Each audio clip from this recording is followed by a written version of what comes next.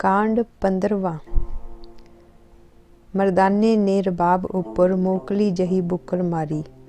धुंदां दे दिन सन, ना आकाश दिसदा सी ना पहाड़ां दियां कतारां। पैर दिसदे सन ते पैरां थल्ले दी जमीन दिसदी सी। अगे चलदे बाबे दे सिर उत्ते गाउण दी समग्री सी। अज सवेरे उहने पहले पड़ाਅ ते कल वाली समग्री लिख के सांभ लई सी। बहुत नेड़े हो के चादर उत्ते अज दी स्याही दा ताज़ा चटाक दिसदा। बाबा कलम डुबो के दुबारा स्याही झाड़दा कदे नहीं सी वेखिया। ਉਹਦੀ कलम सिद्धी दुआत तो कागज़ वल जांदी। अज दा चटाक शायद सिद्धा दुआत तो ही आया होवेगा। अजिहे किन्ने ही बनदे धुंधले हुंदे ते मिटदे दाग अक्सर पिछे चलदे मरदाने दा ध्यान खिच लैंदे ते कुछ देर लई रस्तियां दे बेलोड़े अकेवियां तो दूर लै जांदे। कल बाबे दे कासे करमंडल दी डंडी टुट गई सी। कच्छ विच दिता ओह तिकोना आकार कई वार किसे पंछी दा भुलेखा पा दिंदा। जिस दिन बाबे ने दिन विच कई वार लिखना हुंदा, उस दिन अक्सर कलम ते दुआत कासे विच ही सफ़र करदे। कल दोपहर वेले गजा ते एक बंदे ने पुछ ही लिया सी, फकीरो कासे विच कलम दवात, एक भांडा होर रख लो तां। सूरज थोड़ा दिसन लगा सी। सियालू दोपहर दे ठर फुटे बुल्ले आए। रजाइयां वांग पलसेटे मारदी धुंद थोड़ी उच्ची दिसन लगी। अगे रेतले टिब्बे दियां पैड़ां सन।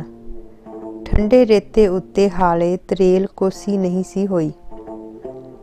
भिजदे पैरां उपर बहुत ठंडे छिट्टे पै रहे सन। टिल्ले तो बाद पिंड दिसन लग पए सन।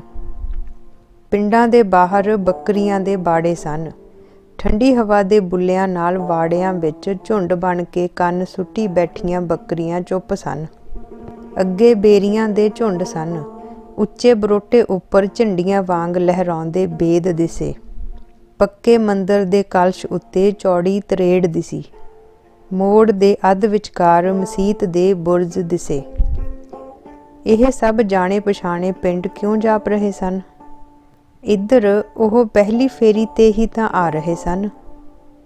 बहुत देर पहलां धुंधले धुंधले परछावियां वर्गियां यादां ने उदों सुरत लई, ਜਦੋਂ ਸਾਹਮਣੇ ਚੌਰਾਹੇ ਵਾਲੇ ਖੂਹ ਦੇ ਸਿਰ ਉੱਤੇ ਲੋਹੇ ਦੀਆਂ ਮੋਰਨੀਆਂ ਦੀ ਤਿੱਕੜੀ ਦਿਸੀ। ਜਦੋਂ ਰੇੜਾ ਚੱਲਦਾ ਤਾਂ ਉਹ ਮੋਰਨੀਆਂ ਉੱਪਰ ਗੁਲਾਈ ਵਿੱਚ ਘੁੰਮਦੀਆਂ। ਫਿਰ ਵੀ ਯਾਦਾਂ ਨੂੰ ਵਿਸ਼ਵਾਸ ਨਹੀਂ ਸੀ ਹੋ ਰਿਹਾ ਜਦੋਂ ਬੀਹੀ ਵਿੱਚ ਖੜੇ ਇੱਕ ਬਜ਼ੁਰਗ ਦੀ ਆਵਾਜ਼ ਸੁਣੀ। ਅੱਜ ਕੱਲ੍ਹ ਮੂਲੇ ਦੇ ਜਵਾਈ ਦੀਆਂ ਬੜੀਆਂ ਧੁੰਮਾਂ ਨੇ। एक वार तां सुल्तानपुर दे ब्रह्म भोज दे विवाद वर्गी धमक पई, पर दूजे ही पल ਉਹ ਤੋਂ चुप नहीं रहा गया।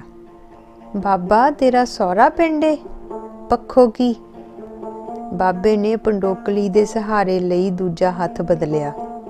सिर उत्ते झणखणी जही पंडोकली, पैरां तो नंगा, लंबा केसरी चोगा, गल ते बाहां विच माला, हथ विच कासा। मरदाने दा जी कीता जे असीं बाहरली फिरनी नूं ही लंघ जांदे। सिर दी पंडोकली मैं फड़ लैंदा, बाकी दा समान छुपाया जा सकदा सी। एक मरासी नूं इह ਚੱਜ भी नहीं आया सौरे पिंडों जजमान नूं किवें लंघाईदा है। अगे खूह नेड़े आ गया सी। ਉਹਨੂੰ पता सी इस गली दे अगले मोड़ उत्ते सुलखणी घुम्मी दा घर आवेगा। जीजा इस तरह ही लंघ जावेगा? खूह उत्ते पानी भरदियां तीवियां बोलियां। कोसा पानी है, ठंडा भी दबावेगा, प्यास भी बुझावेगा। ਉਹ ਉੱਚੀ ਉੱਚੀ ਹੱਸਣ ਲੱਗੀਆਂ। ਇਹ ਕੁੜੀਓ ਫਕੀਰਾਂ ਨੂੰ ਮਖੌਲ ਨਹੀਂ ਕਰੀਦਾ, ਇੱਕ ਬਜ਼ੁਰਗ ਤੀਵੀਂ ਘੜੇ ਨੂੰ ਹੱਥ ਪਾਉਂਦੀ ਬੋਲੀ। ਬੇਬੇ ਇਹ ਘੁੰਮੀ ਦੇ ਘਰ ਵਾਲਾ ਏ। ਸੁਲੱਖਣੀ ਦੇ ਪੇਕਿਆਂ ਦਾ ਨਾਂ।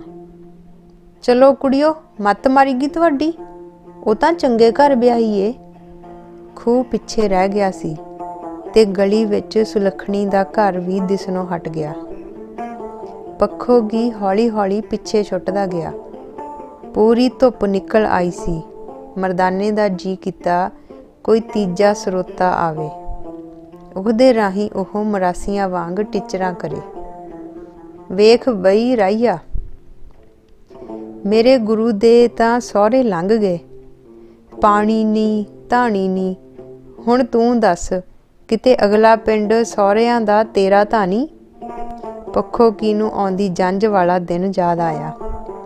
ਰੱਥ ਗੱਡੇ ਘੋੜੇ ਤਾਂ ਬਹੁਤ ਸਨ, ਪਰ ਬਾਬੇ ਦੇ ਅਸਲੀ ਯਾਰਾਂ ਨੂੰ ਤਾਂ ਤੁਰ ਕੇ ਹੀ ਜਾਣਾ ਪਿਆ ਸੀ। ਉਹਨਾਂ ਵਿੱਚ ਘੁਮਾਰ, ਭੰਗੀ, ਪਿੰਜਾ ਤੇ ਉਹ ਖੁਦ ਆਪ ਤੇ ਕੁਝ ਨਾਲ ਦੇ ਪਿੰਡਾਂ ਦੇ ਕੰਮੀ ਕਮੀਣ ਵੀ ਸਨ। ਬਾਬਾ ਕਈ ਵਾਰੀ ਰੱਥ ਉੱਪਰੋਂ ਉਤਰ ਉਹਨਾਂ ਨਾਲ ਤੁਰਿਆ ਸੀ, ਪਰ ਚਾਚੇ ਦੀਆਂ ਝਿੜਕਾਂ ਨਾਲ ਉਹ ਫਿਰ ਰੱਥ ਵਿੱਚ ਜਾ ਬੈਠਦਾ। ਵਿਆਹ ਤੋਂ 10 ਦਿਨ ਪਹਿਲਾਂ ਬੀਬੀ ਨਾਨਕੀ ਦੇ ਸੁਰੀਲੇ ਗੀਤ ਸ਼ੁਰੂ ਹੋ ਗਏ ਸਨ। ਉਹਨਾਂ 'ਚੋਂ ਹੁਣ ਵੀ ਕੁਝ ਧੁਨਾਂ ਮੋਹ ਲੈਂਦੀਆਂ ਨੇ। ਜੰਝ ਚੜ੍ਹਦੀ ਵੇਲੇ ਉਹਨੇ ਗਾ ਗਾ ਕੇ ਗਲਾ ਬਿਠਾ ਲਿਆ ਸੀ। ਪੱਖੋਗੀ ਵਾਲਿਆਂ ਨੇ ਬੜੀ ਸੇਵਾ ਕੀਤੀ ਸੀ, ਪਰ ਉਸ ਦਿਨ ਭਣਵਈਆ ਜੈ ਰਾਮ ਨਹੀਂ ਸੀ ਆਇਆ। ਦੌਲਤ ਖਾਂ ਦੇ ਕੋਈ ਜ਼ਰੂਰੀ ਕੰਮ ਆ ਪਿਆ ਸੀ।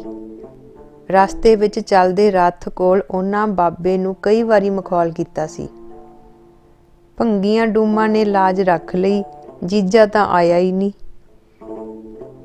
ਉਹਦੇ ਆਪਣੇ ਵਿਆਹ ਵਿੱਚ ਵੀ ਬਾਬਾ ਬਰਾਤ ਗਿਆ ਸੀ।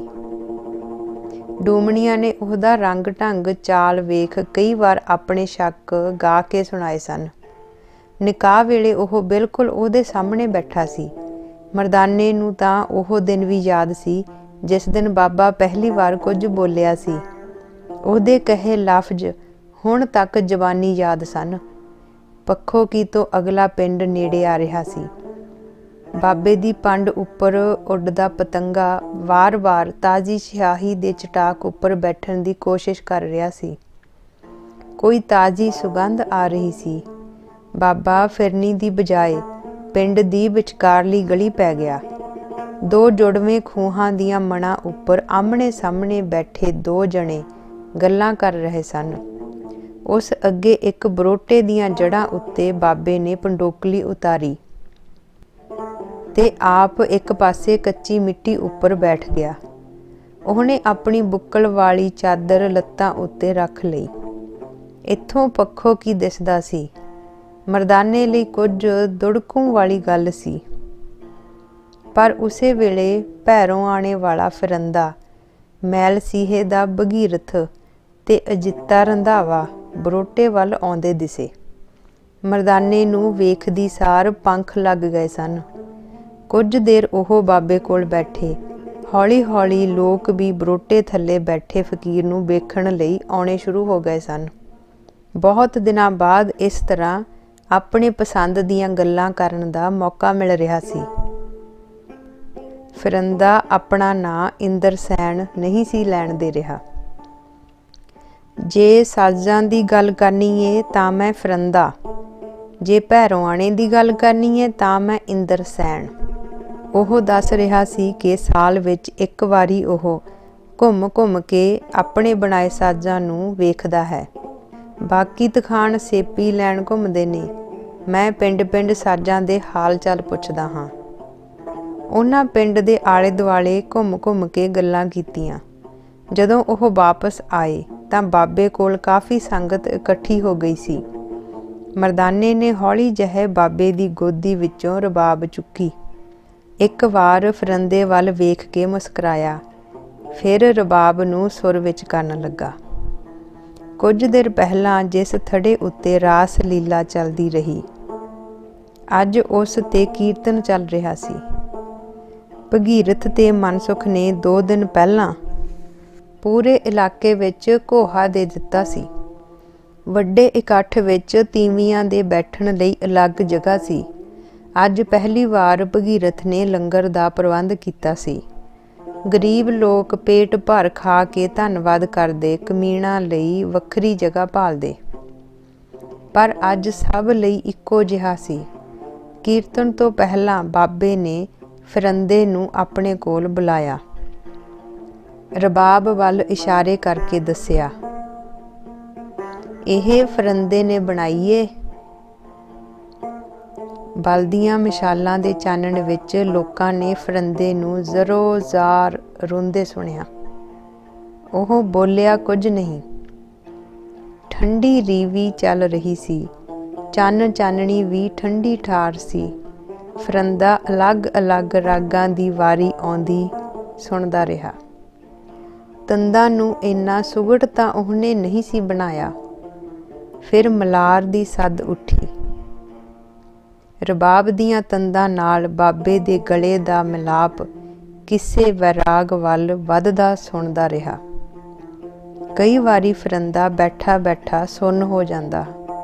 ਜਦੋਂ ਸੁਰਾਂ ਆਪਣੀ ਅੰਤਿਮ ਸੂਖਮ ਬੇਆਵਾਜ਼ ਵੱਲ ਵੱਧਦੀਆਂ ਸੁਣਦੀਆਂ, ਇਸ ਤੋਂ ਅੱਗੇ ਆਵਾਜ਼ਾਂ ਧੜਕਣਾਂ ਦੇ ਦਖਲ ਖਤਮ ਹੁੰਦੇ ਦਿਸਦੇ। ਫਰੰਦੇ ਨੇ ਚੁਫੇਰੇ ਵੇਖਿਆ। ਅਜਿਹੇ ਵੀ ਲੋਕ ਸਨ ਜਿਨ੍ਹਾਂ ਅੱਜ ਪਹਿਲੀ ਵਾਰ ਇਹ ਸਾਜ਼ ਸੁਣਿਆ ਸੀ। ਉਹਨਾਂ ਨੂੰ ਵੀ ਕੁਝ ਸਮਝ ਆ ਰਿਹਾ ਸੀ। ਉਹ ਵੀ ਕਿਸੇ ਤਲ ਉੱਤੇ ਧੁਨੀ ਦਾ ਆਨੰਦ ਮਾਣ ਰਹੇ ਸਨ। ਫਿਰ ਫਰੰਦੇ ਨੇ ਸਿਰਫ ਆਪਣੇ ਲਈ ਅੱਖਾਂ ਮੀਚੀਆਂ। ਇਸ ਵਾਰੀ ਰਬਾਬ ਦੀ ਆਵਾਜ਼ ਉਹਦੇ ਹਾਣ ਦੀ ਸੁਣਨ ਲੱਗੀ। ਇੰਨੇ ਵੱਡੇ ਇਕੱਠ ਵਿੱਚ ਜਿਸ ਤਰ੍ਹਾਂ ਲੋਕ ਚੁੱਪ-ਚਾਪ ਸੁਣ ਰਹੇ ਸਨ, ਅਜਿਹਾ ਕਦੇ ਹੀ ਹੁੰਦਾ ਸੀ। ਅੱਜ ਮਰਦਾਨੇ ਦੇ ਨਬੀ ਨਾਲ ਉਹਦੇ ਸਾਹਮਣੇ 3 ਗੁਰ ਭਾਈ ਵੀ ਬੈਠੇ ਸਨ। ਅੱਜ ਰਬਾਬ ਦਾ ਸਿਰਜਕ ਵੀ ਸਰੋਤਾ ਸੀ। ਅਜਿਹੇ ਹੀ ਜਸ਼ਨ ਵਿੱਚ ਮਗਨ ਮਰਦਾਨੇ ਨੂੰ ਪੰਡਤ ਸ਼ਾਮੇ ਦੀ ਝਲਕ ਪਈ। ਉਹਨੂੰ ਸੋਚਣ ਦਾ ਸਮਾਂ ਵੀ ਨਹੀਂ ਮਿਲਿਆ ਜਦੋਂ ਬਾਬੇ ਦਾ ਸਹੁਰਾ ਮੂਲਾ ਤੇ ਸੱਸ ਚੰਦੋ ਵੀ ਉਹਦੇ ਪਿੱਛੇ ਖੜੇ ਅੱਗੇ ਆਉਣ ਦੀ ਕੋਸ਼ਿਸ਼ ਕਰ ਰਹੇ ਸਨ। ਉਹਨਾਂ ਦੇ ਅੱਗੇ ਆਉਣ ਨਾਲ ਸੁਲੱਖਣੀ ਦੀ ਗੋਦੀ ਲਖਮੀ ਦਾਸ ਤੇ ਉਂਗਲੀ ਫੜੀ ਸ੍ਰੀ ਚੰਦ ਵੀ ਦਿਸ ਪਿਆ। ਮਾਲ ਕੌਂਸ ਦੀ ਧੁਨ ਚੱਲ ਰਹੀ ਸੀ। ਸ਼ਾਇਦ ਇਸੇ ਲਈ ਕੁਝ ਦੇਰ ਬੋਲਣਾ ਕਿਸੇ ਨੇ ਉਚਿਤ ਨਹੀਂ ਸਮਝਿਆ। ਫਿਰ ਮੂਲ ਚੰਦ ਤੇ ਚੰਦੋ ਅਗਲੀ ਕਤਾਰ ਵਿੱਚ ਬੈਠੇ ਲੋਕਾਂ ਤੋਂ ਅੱਗੇ ਲੰਘ ਕੇ ਥੜੇ ਤੱਕ ਜਾ ਪਹੁੰਚੇ। ਸਭ ਕਬੀਲਦਾਰ ਬੈਠੇ ਨੇ। ਇਹ ਕਿਉਂ ਨਹੀਂ ਤੇਰੇ ਵਾਂਗ ਪਿੰਡ-ਪਿੰਡ ਘੁੰਮਦੇ? ਕਿਉਂਕਿ ਸਭ ਨੇ ਆਪਣੇ ਨਿਆਣੇ ਸਾਂਭਣੇ ਨੇ।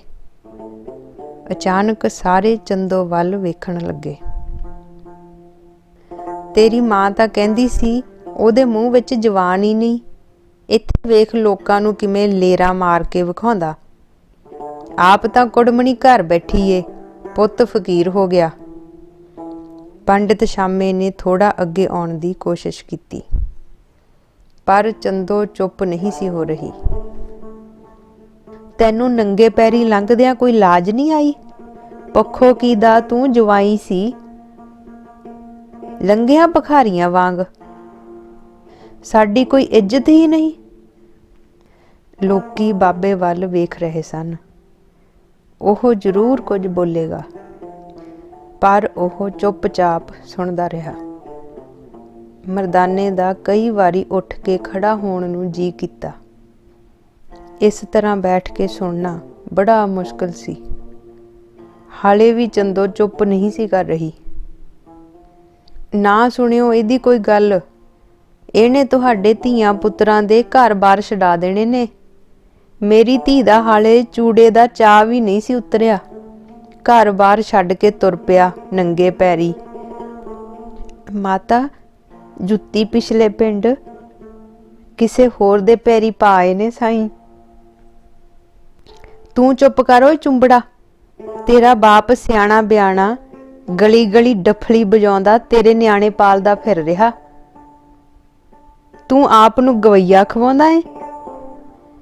ਚੰਦੋ ਨੇ ਲੋਕਾਂ ਵੱਲ ਵੇਖਿਆ। ਹਾਲੇ ਕਿਸੇ ਨੇ ਵੀ ਉਹਦੀ ਗੱਲ ਦਾ ਹੁੰਗਾਰਾ ਨਹੀਂ ਸੀ ਦਿੱਤਾ।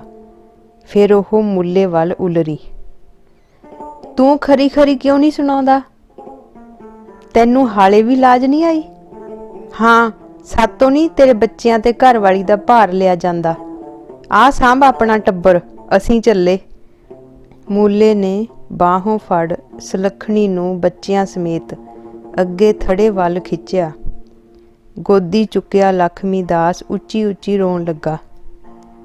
ਉਂਗਲੀ ਫੜੀ ਖੜਾ ਸ੍ਰੀ ਚੰਦ ਵੀ ਲਗਭਗ ਰੋਣ ਲਈ ਤਿਆਰ ਸੀ। ਪਿਆਰ ਕਰਨ ਵਾਲੇ ਨਾਨਾ ਨਾਨੀ ਨੂੰ ਪਤਾ ਨਹੀਂ ਕਿੱਧਰੋਂ ਕ੍ਰੋਧ ਚੜ੍ਹ ਆਇਆ ਸੀ। ਮਰਦਾਨੇ ਨੇ ਰਬਾਬ ਥੱਲੇ ਰੱਖ ਸੁਲੱਖਣੀ ਦੀ ਗੋਦੀ 'ਚੋਂ ਲਖਮੀ ਦਾਸ ਫੜ ਉਹਦੇ ਹੱਥ ਵਿੱਚ ਮਿਜ਼ਰਾਬ ਫੜਾ ਦਿੱਤਾ ਤੇ ਆਪ ਫਿਰ ਝੁਕ ਕੇ ਤਾਰਾਂ ਦੀ 2-3 ਵਾਰ ਟੁਣਕਾਰ ਕੀਤੀ। ਰੋਂਦਾ ਲਖਮੀ ਦਾਸ ਹੱਸਣ ਲੱਗਾ, ਪਰ ਫਿਰ ਵੀ ਸਭ ਦੇ ਉਤਰੇ ਚਿਹਰੇ ਵੇਖ ਬੱਚਿਆਂ ਦੀ ਹਾਲੇ ਤਸੱਲੀ ਨਹੀਂ ਸੀ ਹੋਈ। ਇਸ ਵਾਰੀ ਬਾਬਾ ਪਹਿਲੀ ਵਾਰ ਸੁਲੱਖਣੀ ਨੂੰ ਸੰਬੋਧਨ ਹੋਇਆ। ਪਰਮੇਸ਼ਰ ਕੀਏ, ਤੂੰ ਪਹਿਲਾਂ ਲੰਗਰ ਛਕ ਲੈ।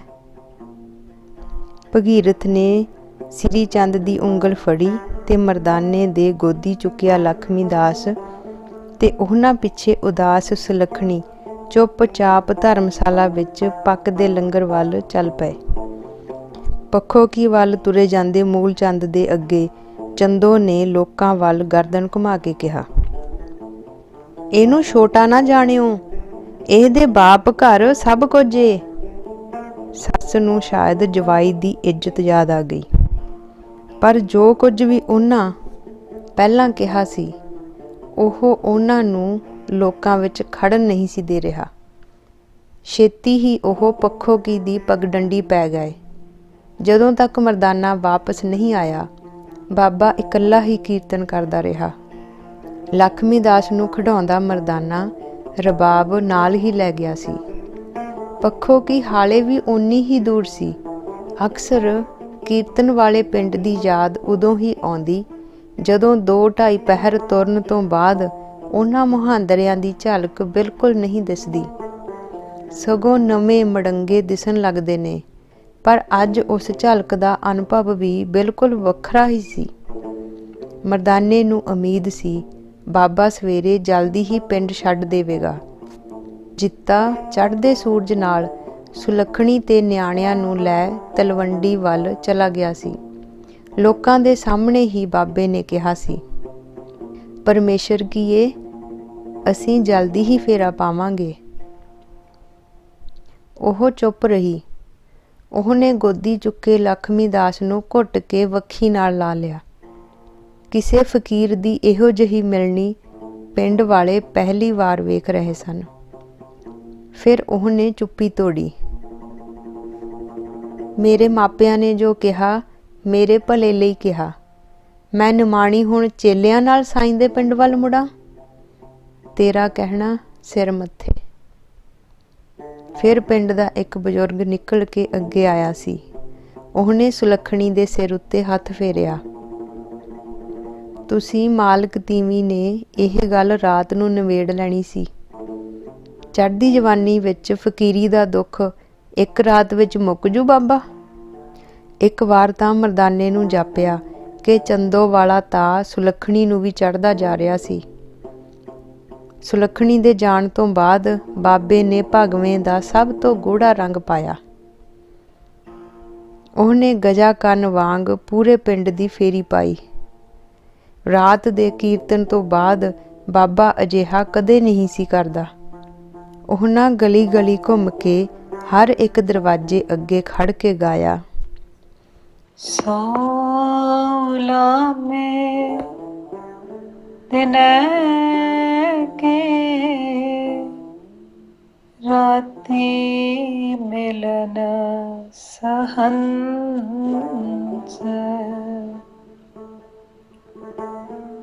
ਸਿਫਤ ਸਲਾਹਣ ਛੱਡ ਕੇ ਕਰਾਂਗੀ ਲਗਾ ਹੰਸ, ਸੌਲਾ ਮੇ ਦਿਨੈ ਕੇ